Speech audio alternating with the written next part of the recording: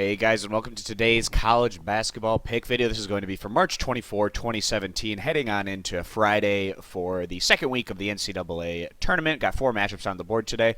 I'm just going to be touching on one of these games, and that's going to be the Butler versus North Carolina matchup, and who I think is the better bet against the spread. All the other three games are going to be over at our main website, stumpthespread.com. You can get our daily free pick over there, as well as all of our top confidence plays across all major American sports right now in season. We got the NBA, college basketball, and NHL with the MLB right around the corner. So I'll throw a link to Stump the Spread down in the video description if you want to go check us out over there. And also, if you want more of this pick video content in the future, you can click that subscribe button. Any thumbs up on this video are greatly appreciated and really help us out. Also, you can head on over to our channel to get our daily NBA Play of the Day video as well. So heading into this matchup, we have Butler and North Carolina, two teams that we're very used to seeing in the NCAA tournament. Butler, not necessarily that Cinderella story anymore, as they moved up from the horizon to the Big East, and now this program is able to compete more on a little bit more even footing with some of the big guys that they go against. But Butler, coming into this year, a lot of people were thinking that it would be tough for Butler to replicate even the kind of success they had the year prior. Even though the year prior Butler, kind of struggled a bit even to make the NCAA tournament, but that group lost some of their best players with guys like Kellen Dunham and Roosevelt Jones moving on.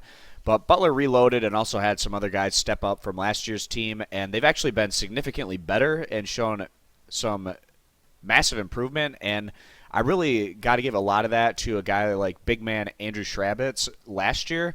He almost seemed like a liability at times. He definitely was not a player that Butler focused on to get them wins, but that has not been the case this year. Schrabitz has been an integral part of Butler's increase in performance.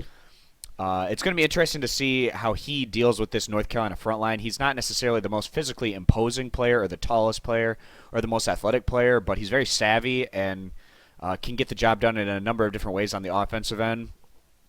But this North Carolina team, very strong on the front line, especially on the glass, and that's going to be one of the interesting matchup components of this contest. Is you have Butler, who is one of the worst rebounding teams coming into the NCAA tournament, ranking lower than 320th in the nation in rebounding average, going against a North Carolina team that ranks first in the nation in rebounding average. And that rebounding strength that North Carolina has is built into their game plan. They know that, even though they don't necessarily make as large a percentage of shots as some of the other teams, they know that they can crash the glass and then get put back buckets. And North Carolina averages about 10 more rebounds a game than Butler, and if they're able to get over double-digit advantage in this matchup on the glass, that'll lead to not just limiting Butler's second-chance scoring, but also increasing their own second-chance scoring opportunities, and that will, hopefully for North Carolina's sake, be the difference maker as they try to win this game and cover the spread. Butler, they have another guy like Keelan Martin who has big game capability. He can go off, but Martin, we expected him to take a bigger step forward this year than he's shown, averaging about as many points this year as he did last year. But, with a guy like Kellen Dunham moving on, you expected a guy like Martin to really take a larger step forward on the offensive end this year. But that simply hasn't been the case, and a lot of that has to do with the fact that Butler's coaching staff doesn't necessarily entirely trust Martin's decision-making on the offensive end. He's got a quick trigger, and he can jack up some shots that aren't necessarily the kind of shots that Butler would like to take when they're working in their offense. But when Martin is on, he is a dangerous force, and it's just going to be interesting to see how North Carolina is able to defend him, to see if they can force him into taking some of those less than desirable shots on that end of the court. Butler, so far in the tournament, has had a manageable pass to get to the Sweet 16 in their first round game, getting past Winthrop, and then in the second round getting past Middle Tennessee State. Although Middle Tennessee State was going to be the tougher matchup for them in the second round than Minnesota, even though Middle Tennessee State was the 12th seed. I think Middle Tennessee State was vastly underseeded, just like a number of other teams in the tournament this year, like Wichita State, Wisconsin, among others. But Butler get a big step up in competition today, going against the number one seeded North Carolina squad, who won the ACC regular season title. And this North Carolina squad, I don't like them quite as much as I did last year's group. In my bracket last year, I had North Carolina winning it all because I was a big fan of Bryce Johnson and Marcus Page as that veteran force, both in the front court and back court, as kind of a 1-2 punch to advance North Carolina.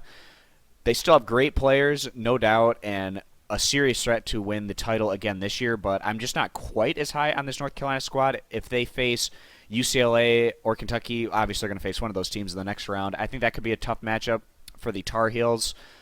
So far in the tournament, North Carolina, they dominated in their first round matchup, getting past Texas Southern.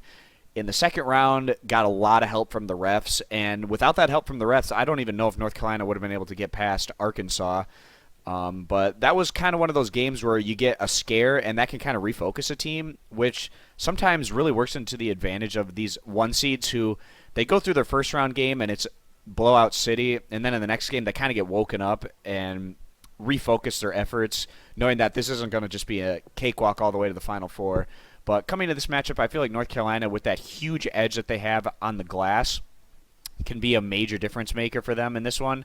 And I think that they're going to go ahead and take advantage of that particular area, and that's going to be the difference maker in this one. So I'm going to go ahead and side with North Carolina, giving the 7.5 points as the better bet against the spread in this one. But a lot of other good value on the board today. Again, I'm going to have picks for all these other games over at our main website, stumpthespread.com. If you want to go check us out over there, get our daily free play, which is going to be the matchup between Wisconsin and Florida. And then the other two games are going to be in our top confidence premium area, along with all of our top confidence NBA and NHL plays for Friday's action. And you can get that over at stumpthespread.com. I'll throw a link to that down in the video description. And that's pretty much going to be it for this video, guys. So thanks for stopping on in. Again, if you want more of this pick video content in the future, you can click that subscribe button. And any thumbs up are greatly appreciated. So we'll see you in the next video. Bye.